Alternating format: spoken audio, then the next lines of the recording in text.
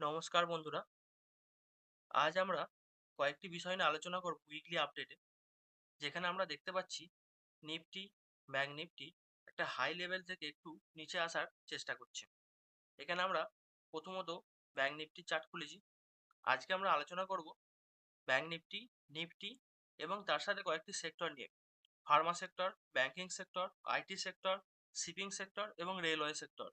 এই ৪-৫ টা সেক্টরের উপর আমরা একটু ফোকাস করার চেষ্টা করব। সামনে বাজেট আছে। তা কিরকম যেতে পারে আমাদের এই স্টকগুলো তার উপর একটু আলোচনা করছি। ১ম এ আমরা ব্যাংক নিফটির চার্টটা এখানে ওপেন করেছি।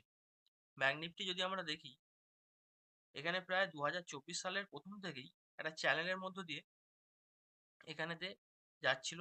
কখনো ওপরে গেছে, সেখান থেকে রেজিস্ট্যান্স হয়েছে এবং সাপোর্টে এসেছে। আবার এখান থেকে সাপোর্ট থেকে গেছে আবার ওপরে। প্রায় এইভাবেই ক্রমাগত চলছিল এবং শেষে দেখা যায় ভোটের পর এখান থেকে ব্রেকআউট হয় এবং ব্রেকআউট হওয়ার পর কিছুটা উপরে ওঠে এবং তারপরে আমরা দেখতে পাচ্ছি যে এই যে জায়গাটাতে একটু নিচের দিকে আসার চেষ্টা করছে। কেননা এইচডিএফসি ব্যাংক গত ২ দিন ৩ দিন ধরে একটু ডাউন আছে। প্রায় 7-8% মতো ডাউন হয়েছে এইচডিএফসি ব্যাংক। তো তার জন্য এখানটাতেও ব্যাংক নিফটি একটু নিচে আসার চেষ্টা করছে। তো আমরা যদি এটাকে ১৫ মিনিটের টাইম ফ্রেমে একটু দেখি, ১৫ মিনিটের টাইম ফ্রেমে আমরা দেখতে পাচ্ছি এখানে আমরা যে ট্রেল লাইনটা টেনেছিলাম, তো এখানে সাপোর্ট নিয়েছে, নেওয়ার পর উঠেছে এবং আরেকবার সাপোর্টের কাছাকাছি আসার চেষ্টা করছে এবং সেটি মোটামুটি ৫২,০০০ এর কাছাকাছি হবে এবং আমরা এখান থেকে দেখতে পাচ্ছি যে গত শুক্রবারে বেশ কিছুটা গ্যাপ ডাউন ওপেন হয়েছিল। গ্যাপ ডাউন ওপেন হওয়ার পরও যদি আমি ১৫ মিনিটের ক্যান্ডেলে দেখছি এটা, হ্যাঁ, গ্যাপ ডাউন ওপেন হয়েছিল এবং কিছুটাও অনেকটাই নেমে এসেছিল এবং তারপর আস্তে, আস্তে একটু সাইডওয়েজ হয়েছে এবং হয়ে ক্লোজ দিয়েছে। কিন্তু যতটা নেমেছিল সেই পরিমাণে কিন্তু তুলতে পারিনি এবং এখান থেকে একটা জিনিস যদি আমরা ১৫ মিনিটের টাইম ফ্রেমে দেখি,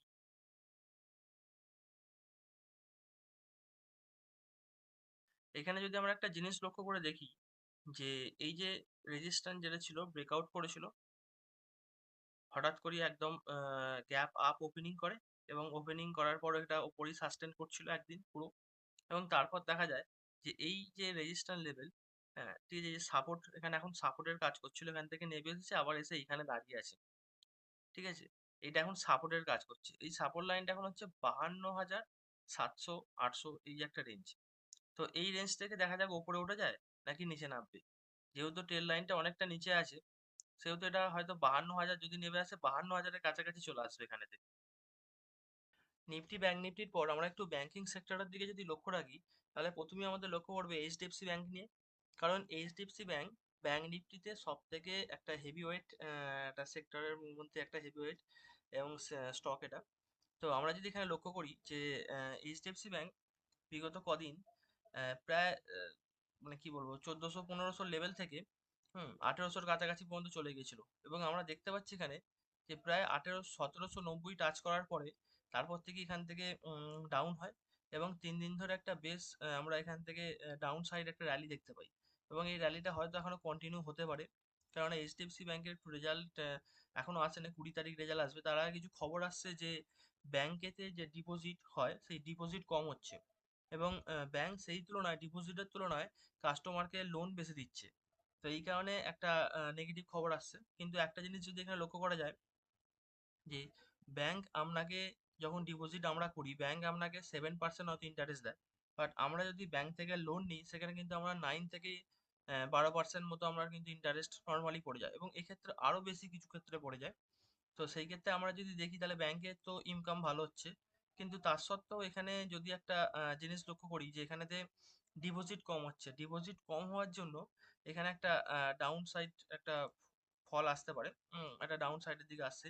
এবং আরেকটা জিনিস যদি আমরা দেখি, হঠাৎ করে এইচডিএফসি ব্যাংক এই কদিনে প্রায় ১৫০০ লেভেল থেকে ১৮০০ লেভেলের পর্যন্ত চলে গেছে এই কদিনের মধ্যেই। এবং সেখান থেকে একটা ভালো র‍্যালি আমরা দেখেছিলাম।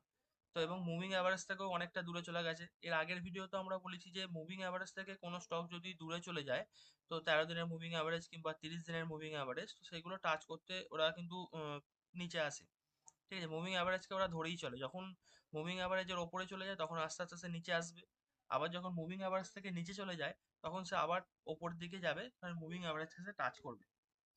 এর কিছু লজিকও আছে, পরে আমরা ভিডিওতে আলোচনা করব। তো এইখানে আরেকটা জিনিস যদি আমরা লক্ষ্য করি, এইচডিএফসি ব্যাংক এখান থেকে ডাউন ট্রেন্ড চলছিল, এবং তারপর যদি আমরা দেখি লক্ষ্য করে যে এই যে জায়গাটা, এই জায়গাটাতে 30 দিন এবং 50 দিন এবং 13 দিন, এই যে তিনটে মুভিং অ্যাভারেজ আমরা ইউজ করি, তিনটে মুভিং অ্যাভারেজই কিন্তু এক জায়গায় জড়ো হয়ে যায়। এবং জড়ো হওয়ার সাথে সাথে এখানে যদি আরএসআইটা আমরা একটু লক্ষ্য করি, যে আরএসআইও দেখতে পাচ্ছি যে এই যে জায়গাটা ছিল, এবং আরএসআই এখান থেকে আস্তে আস্তে উপরের দিকে যাচ্ছে। তো এইখান থেকে আমরা যদি একটু লক্ষ্য করা যায় যে এখান থেকে একটা আপ ট্রেনের জন্য একটা সিগন্যাল দিচ্ছিল, এবং সত্যি তারপর থেকে এখান থেকে অনেকটা ওপর দিকে গেছে।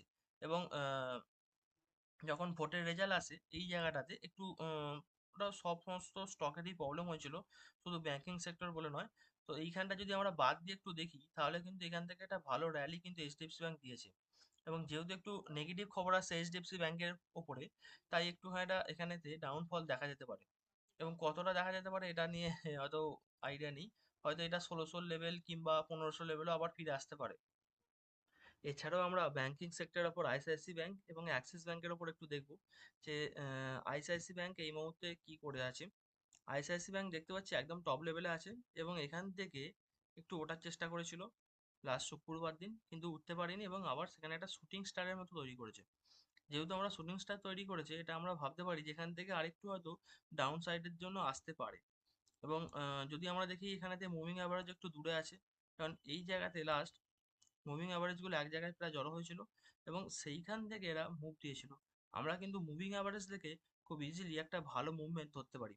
যখন মুভিং অ্যাভারেজটা যখন তিনটে মুভিং অ্যাভারেজ বা চারটে মুভিং অ্যাভারেজ, যেখানে 30 দিন, 50 দিন, 200 দিন, বা আপনি 13 দিন, 30 দিন এবং 50 দিন এর মুভিং অ্যাভারেজ নিতে পারেন। এবং যখন দেখবেন যে মুভিং অ্যাভারেজগুলো এক জায়গায় জড়ো হচ্ছে এবং এই সেক্টর একটা ভালো গ্রো করতে পারে, এবং এর ইন্ডেক্স কি বলছে সেখানে দেখে আপনারা কিন্তু এন্ট্রি নিতে পারেন। ঠিক আছে? এবং যখন দেখছেন যে মুভিং অ্যাভারেজ থেকে অনেকটা দূরে চলে গেছে, দূরে যাওয়া মানে আপনারা জানবেন যে ওটা আস্তে আস্তে এখানেতে হয় মুভিং অ্যাভারেজের কাছাকাছি আসবে, হয়তো তারপর আরও একবার র্যালি দেবে উপরের জন্য, বা হয়তো এখান থেকে ডাউন সাইড আসতে পারে।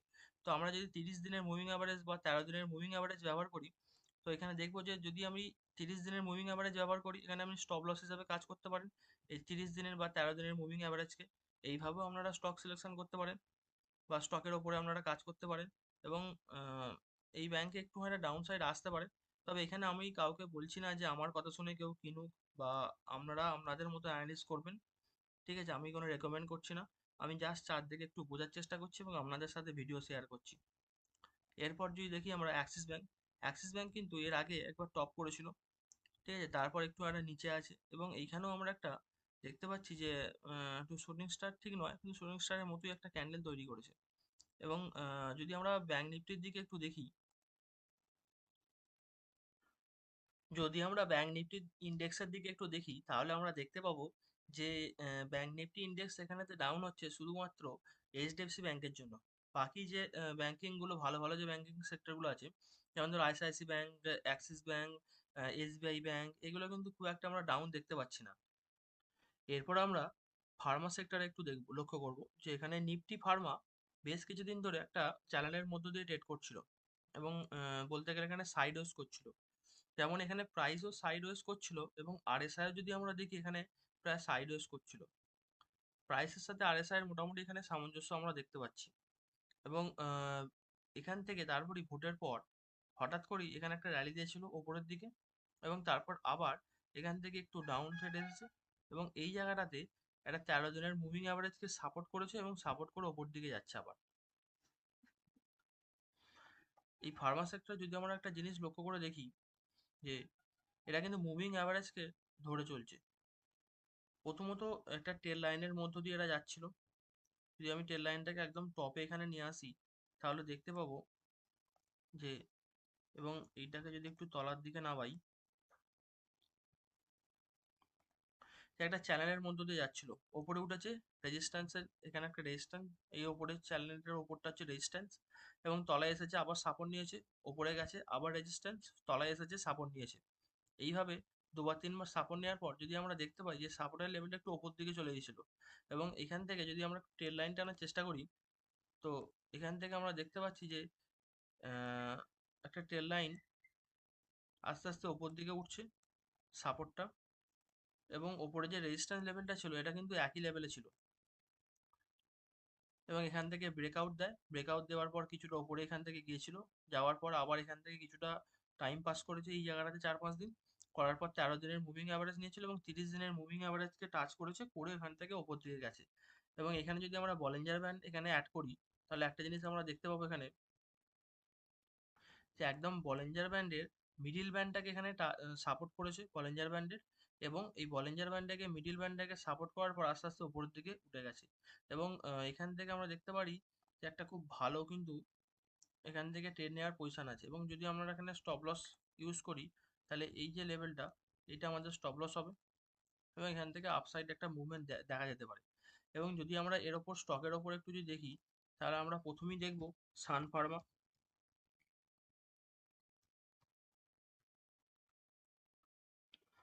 আমরা এখানে সান ফার্মার চার্টটি খুলেছি, এবং এখানে দেখতে পাচ্ছি নিফটি ফার্মার সাথেই প্রায় একসাথেই চলছে সান ফার্মা। কেননা এই স্টকটি নিফটি ফার্মার মধ্যে একদম টপ লেভেলে আছে। কেন বলছি না, এই যে প্রায় 25% মতো এখানে নিফটি ফার্মার প্রায় 25% ওয়েস্ট হচ্ছে এই কোম্পানি হচ্ছে ধরে রেখেছে, ঠিক আছে? মানে 100%-এর মধ্যে 4 ভাগের 1 ভাগ এই কোম্পানি। তো এখানে আশা করা যায়, যদি এখানে নিফটি ফার্মা একটু ওপর দিকে যায়, তাহলে কিন্তু এই সব থেকে যদি লাভবান কেউ হয়, তাহলে এই কোম্পানিটা কিন্তু হবে। কেননা এই কোম্পানির শেয়ার কিন্তু বেশ ওপর দিকে যেতে পারে। এবং তারপর যদি দেখি যে ডিভিস ল্যাবরেটরি আছে, সিপলা আছে, এবং ডক্টর রেড্ডি আছে, ডক্টর রেড্ডি ল্যাবরেটরি। তো এগুলো যদি পার্সেন্টেজ ওয়াইজ দেখা যায়, সব থেকে ওপরে আছে সান ফার্মা, তারপরে এখানে ডিভিস ল্যাবরেটরি আছে, তারপর সিপলা আছে। তো এখানেতে আমরা পরপর দেখতে পাচ্ছি, এটা আমরা ধানের একটা ওয়েবসাইট খুলেছি, এবং আপনারা এখানে যদি গুগলে সার্চ করেন, তাহলে কিন্তু আপনারা এখানে পেয়ে যাবেন এগুলো, হুম, এই তথ্যগুলো। এবং যে কোনো ওয়েবসাইটে খুলবেন তাহলে এখানে আপনারা দেখতে পাবেন।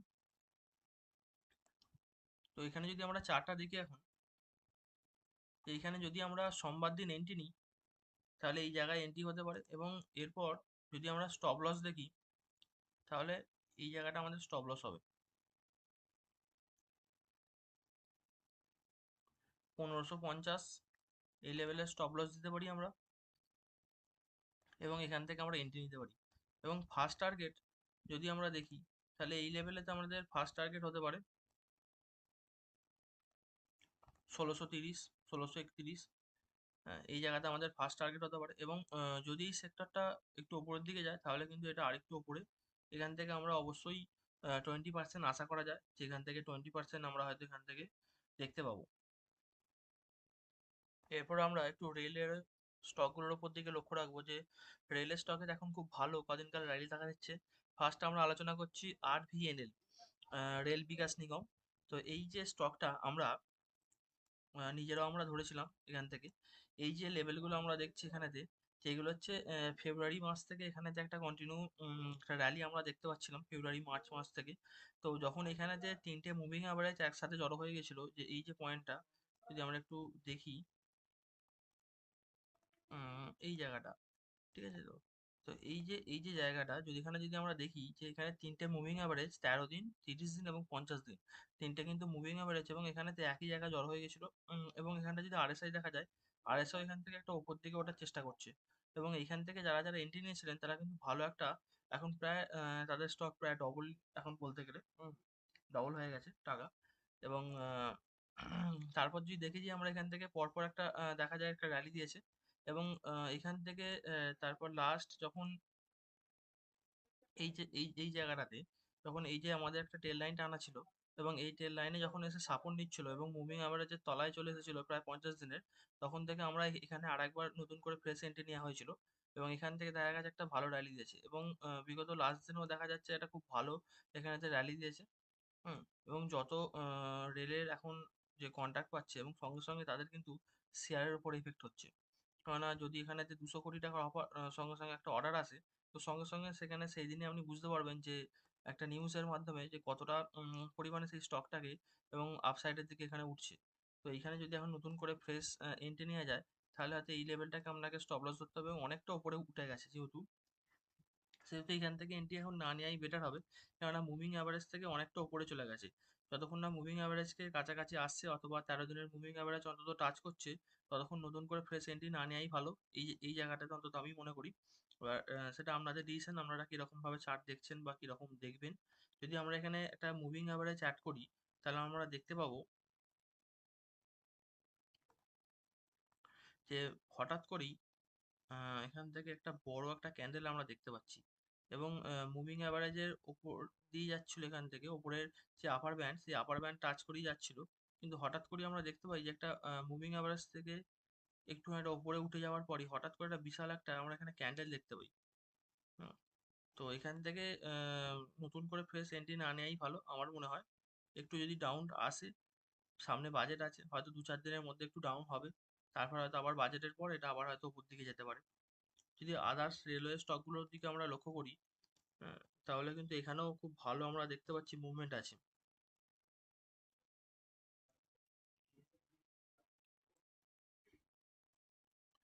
তো আমরা যদি টিটাগড়ের ওপর লক্ষ্য করি, তো এখানেও দেখতে পাচ্ছি একটা ভালো মুভমেন্ট আছে।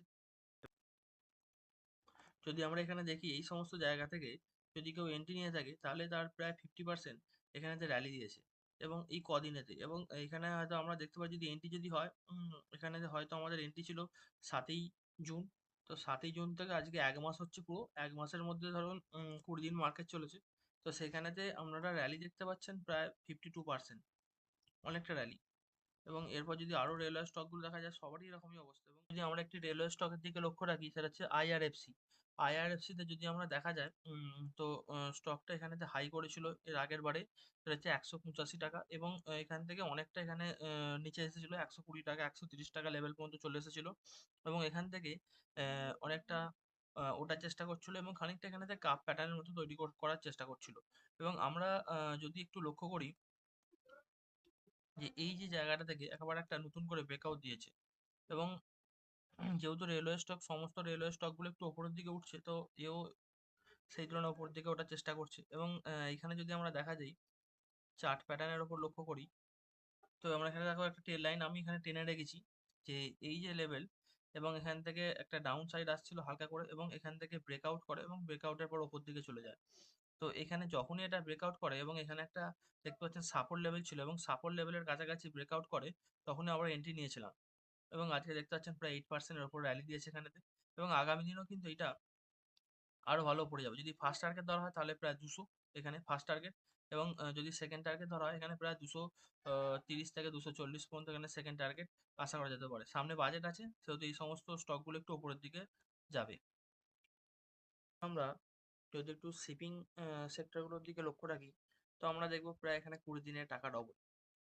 তো এখানে যদি একটু লক্ষ্য করা যায়, তো এখানে যদি আমরা দেখি যে এখন ভোটের রেজাল্ট বেরোয়, তো রেজাল্ট বেরোবার পর এই সমস্ত স্টকগুলো প্রায় 3,000 টাকা মতো ছিল। এবং এই জায়গাটাতে, ঠিক আছে, যখন ওখানেতে 13 দিনের যে মুভিং অ্যাভারেজ, ঠিক আছে, এই জায়গাটাতে ছিল 3,000 টাকা, আজকে সেখানে 5600 টাকার ওপর চলে গেছে, প্রায় 5700 টাকা। এবং যদি আমরা গার্ডেন রিচ দেখি, আহ, তাহলে এখানেতে আরো এখানেতে আমরা গ্রোথ দেখতে পাবো। যে ভোটের সময়তে আমরা ছিল এখানেতে আপনার 1700 টাকা, 1800 টাকা, এবং এখান থেকে আমরা এখন দেখতে পাচ্ছি প্রায় 2700 টাকা প্লাস। এবং যদি আমরা 1 ডে টাইম ফ্রেমেতে দেখি, যে এবং যে এই সমস্ত জায়গায় যেগুলো মে মাসে এই সমস্ত স্টকগুলোর দাম ছিল 900 থেকে 1000 টাকার মধ্যে, এবং তারও যদি আগে দেখি, তাহলে এখানে দাম ছিল 700-750 টাকা।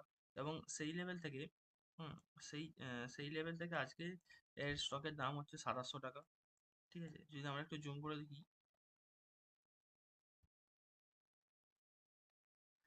এবং এইখানে একটা জিনিস লক্ষ্য করুন, আরএসআই, এইখান থেকে স্টকটা এখানে এতটা ডাউন হয়েছে, আপনারা দেখতেই পাচ্ছেন। এইখানে স্টকের ক্লোজ ছিল 770 টাকা, এবং এইখানে যে স্টকটা ক্লোজ করেছিল 680 টাকা। এখানে একটা ডাউন আমরা দেখতে পাচ্ছেন, চার্টে তো আমরা বুঝতে পারছেন। এবং যদি আরএসআই দেখা যায়, তাহলে এখান থেকে কিন্তু আরএসআই অতটা পর্যন্ত নামেনি, প্রায় সমান। এখানে আরএসআই দেখুন, এখান থেকে আস্তে আস্তে এটা কিন্তু মুভমেন্ট নিতে আরম্ভ করেছিল। এবং এই যে মুভমেন্ট এখান থেকে, এবং যদি আমরা লক্ষ্য করেন একদম পুলিশ মুভমেন্ট এখানে,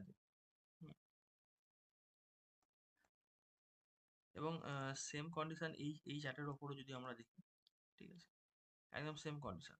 যদি আপনারা ওয়ান ডের এখানে টাইম ফ্রেম শুধুমাত্র দেখেন, তাহলে এখানে আপনারা বুঝতে পারবেন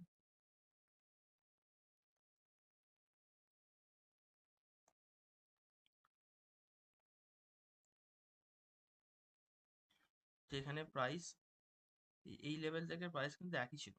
ঠিক আছে, প্রাইস কিন্তু এখানেতে নাবেনি এবং ওঠেও নি, প্রায় একই। কিন্তু আরএসআই যদি আমরা দেখি একটু লক্ষ্য করে, যে আরএসআই কিন্তু অনেকটা উঠে গেছে, এখানে ডাইভারজেন্স তৈরি করছিল। এবং ওয়ান ডে টাইম ফ্রেমেতে একটা এতখানি একটা টাইম ফ্রেমে যে ডাইভারজেন্স তৈরি করেছে, এবং তারপর থেকে দেখুন এই স্টকটা এর নিচের লেভেলে আসেনি গো। ঠিক আছে, এই যে লেভেলটা সেটা হচ্ছে 1900 লেভেল। হুম, এই 1900 লেভেলের নিচে কিন্তু আর আসেনি এই স্টকগুলো। যদি আমাদের ভিডিও ভালো লেগে থাকে, চ্যানেলটাকে লাইক করবেন, সাবস্ক্রাইব করবেন, শেয়ার করবেন ভিডিও। আগামী দিনে আমরা আরও ভিডিও নিয়ে আসছি আপনাদের জন্য।